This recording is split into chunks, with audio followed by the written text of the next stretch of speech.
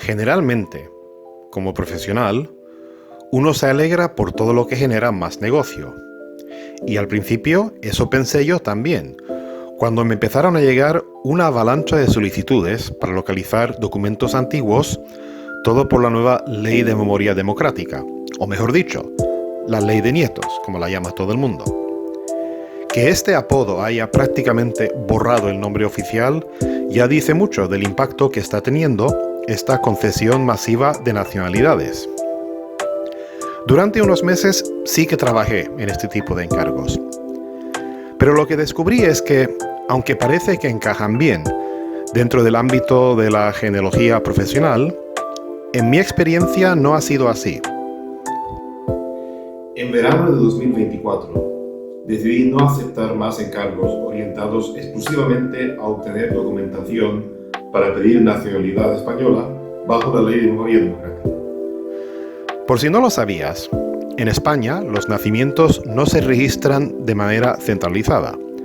Cada municipio conserva sus propios registros.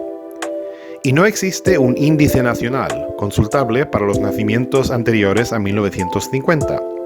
Es decir, justo los que ahora se necesitan para demostrar el origen de los abuelos. Muchos de los encargos que me llegan, sinceramente, no tienen suficiente información previa como para tener posibilidad alguna de llegar a algún lado. Hay que tener en cuenta que en España son muchas las provincias donde la capital de provincia comparte nombre con la provincia en sí. Por ejemplo, Valladolid, Valencia, Burgos, hay muchos. Entonces, alguien me contacta que sabe que su abuelo o bisabuelo nació en Valladolid. Vale, Valladolid capital o provincia. En muchos casos no lo sabe. Y para empeorar las cosas, el gobierno de la nación no ha destinado recursos ni personal adicional a los ayuntamientos y archivos eclesiásticos para atender este alud de solicitudes causada por esta ley. Conforme fueron pasando los primeros meses desde la entrada en vigor de la ley, me encontré cada vez más con funcionarios municipales desbordados y frustrados. En varias ocasiones me enviaron el documento equivocado y yo tenía que repetir el procedimiento. Algún acta de nacimiento llegué a solicitarla hasta 6 veces. Una vez me mandaron el acta de nacimiento del hermano de la persona que buscaba, sin ninguna explicación. Y claro, yo tuve que averiguar por qué. ¿Era un error? ¿O era el único rastro de esa familia que se hallaba en el registro civil de aquella localidad? Quizás no esté atendido todos los días tampoco. Hay muchos ya donde la persona que se encarga de expedir actas de nacimiento, matrimonio, defunción, solo viene 2 días a la semana. Recuerdo perfectamente el momento en que decidí dejar de aceptar este tipo de encargos. Andaba por una calle después de haber completado una investigación de historia familiar bastante exitosa, pero al mismo tiempo estaba discutiendo a gritos por el móvil con el alcalde de un pueblo rural. ¿El motivo? Su secretaria me había mandado el documento de otra persona y no me respondía ni a los correos ni al teléfono para explicarme por qué. Todo por una explicación que le habría llevado 1 minuto. En fin. Y luego está el tema de la urgencia. Lo siento, pero mucha gente que me escribe no tiene ni idea de cómo funcionan las cosas en España. Me llegan correos que llevan por todo asunto la palabra urgente, en mayúsculas. A ver, entiendo que tengas un plazo, pero seamos realistas. Y aquí quiero hacer mención de los archivos de la Iglesia, que son la otra fuente a la que acude mucha gente para estos documentos.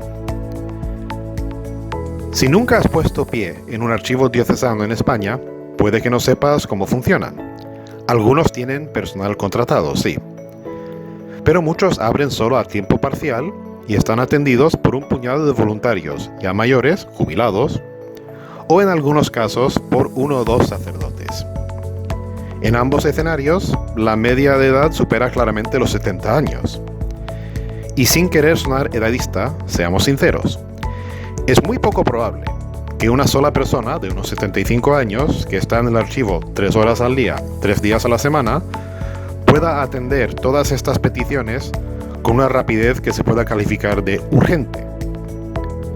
Y eso en el mejor de los casos.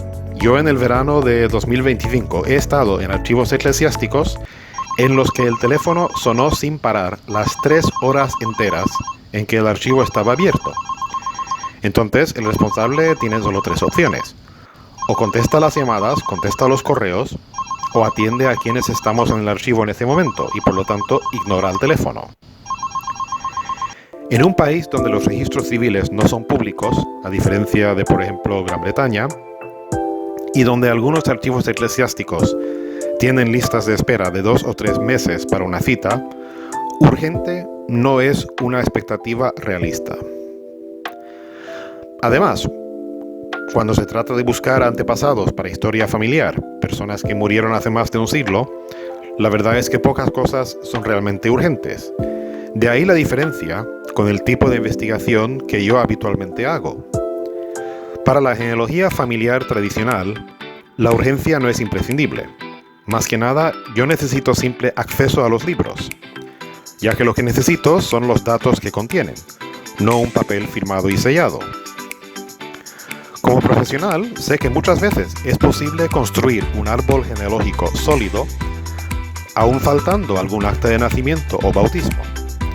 Podemos usar padrones de habitantes, expedientes militares u otras fuentes para identificar a los padres y abuelos de alguien. Desde el punto de vista de historia familiar, eso es suficiente para que yo continúe construyendo el árbol, porque ya tengo un documento que me dice que este señor era padre de este chaval. En cambio, obtener un solo documento específico de una parroquia o ayuntamiento que no responde puede tardar meses o incluso años. Así que sí, a veces puedo conectar a un cliente con antepasados de hace 3 siglos en menos tiempo del que se tarda en conseguir la copia de un documento concreto. Podría seguir, porque hay más razones por las que decidí que este tipo de casos no es para mí. Y ojo, no he tomado esta decisión a la ligera. Sé de clientes míos que han usado la información que yo obtuve durante una investigación familiar para luego obtener documentos de nacionalidad por su cuenta. Y me alegra saber que eso les ha servido. Si los datos los consiguen, digamos, orgánicamente, mediante mi investigación global de su historia familiar, pues bienvenido sea. Pero yo voy a seguir centrado en lo que mejor sé hacer: identificar antepasados y recuperar historias familiares que estaban olvidadas y que a veces resultan verdaderamente fascinantes.